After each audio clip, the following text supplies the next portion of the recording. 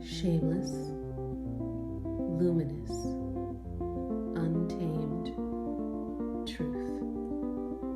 S.L.U.T.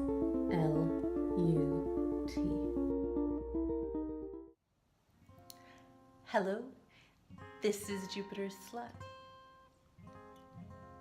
In my last video, I discussed a bit about how once I started talking about sex casually and as part of my work, because that's what I write about as a writer, men started touching me.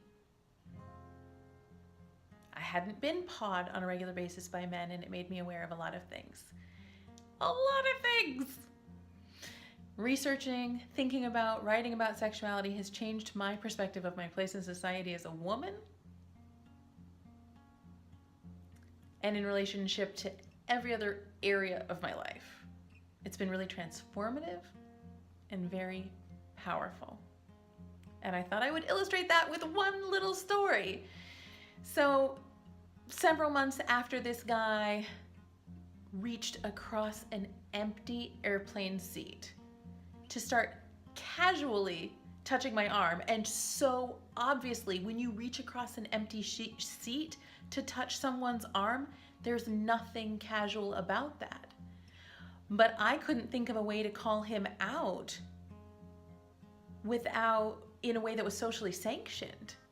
And I was upset because I made a commitment to start honoring who I am, speaking my truth in the moment, consequences be damned, and here I can't even find a way to say, please stop touching me. It's inappropriate, and you did not touch me, nor would you have started touching me if I hadn't admitted that my job is to write about sex or said something else about sex. I had no solution for this issue until I went out on a prospective lunch date with a guy who described himself as submissive and was looking for a true Domme.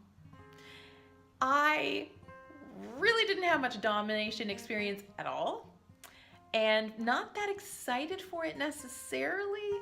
Like, I was attracted and interested, but I didn't know how I could justify dominating someone else. I didn't know how I could do that without hurting other people in the ways that I'd been hurt, right? I'd been hurt by people who took power that didn't belong to them over me, even whether I had the sense of mind to object strongly or not. I didn't feel good about giving away my power anymore. So, like, what would make it okay for me to dominate someone else? It just didn't make sense to me.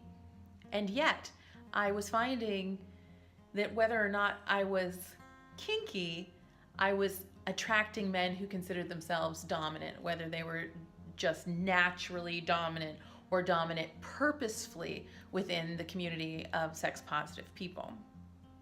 So I decided to switch my profile from submissive to switch, meaning I could be submissive or dominant, because I was curious about being dominant and because I knew being submissive was something I needed to stop for my own health and sanity.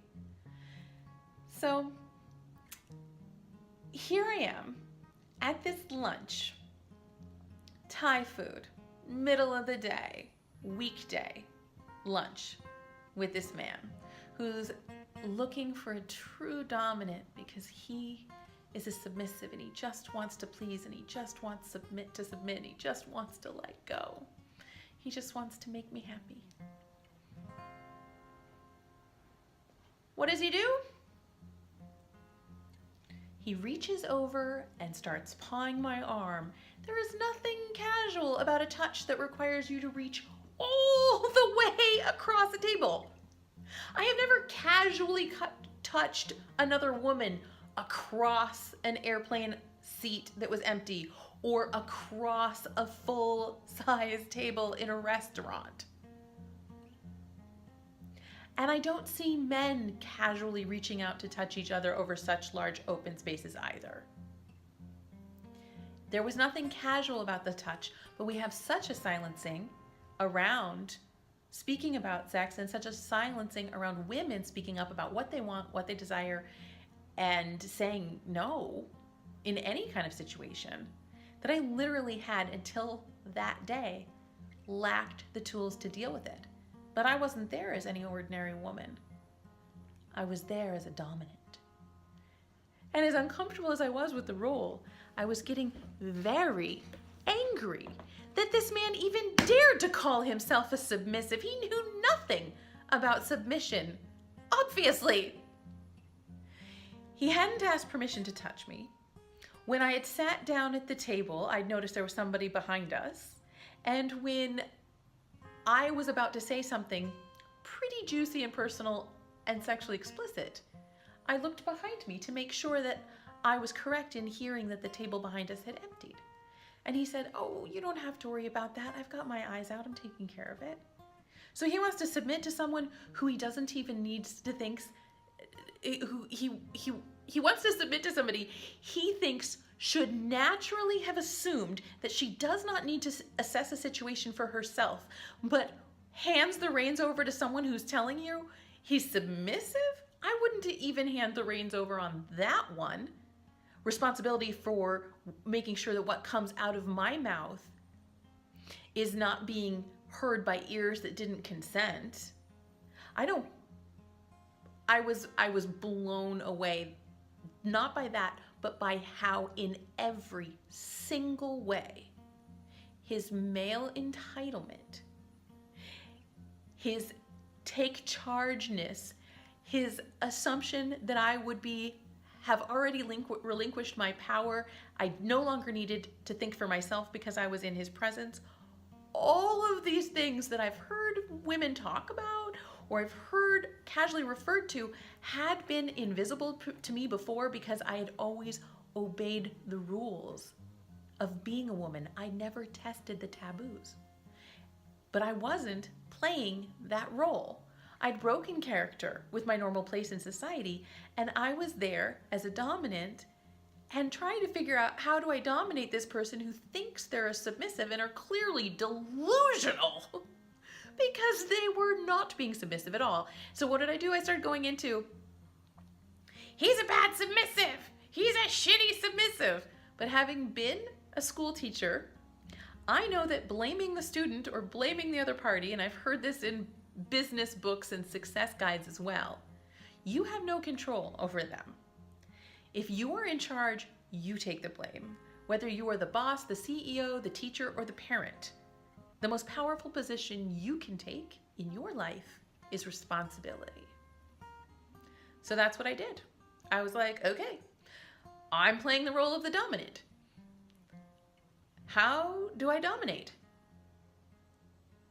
He touched my arm again, and I just stated the fact. You do not have permission for that. Oh, he said, and he jumped back and he said, you were just being so nice, I couldn't help myself. He pulled out the other whammy, bammy that I am accustomed to receiving from men, that I've always known was meant as a compliment, but is really very insulting. When I pointed out that I was being touched without my consent, I was blamed for it. In a dynamic where I am the dom and everything is supposed to be at my whim, I'm supposed to be the one in charge and in power.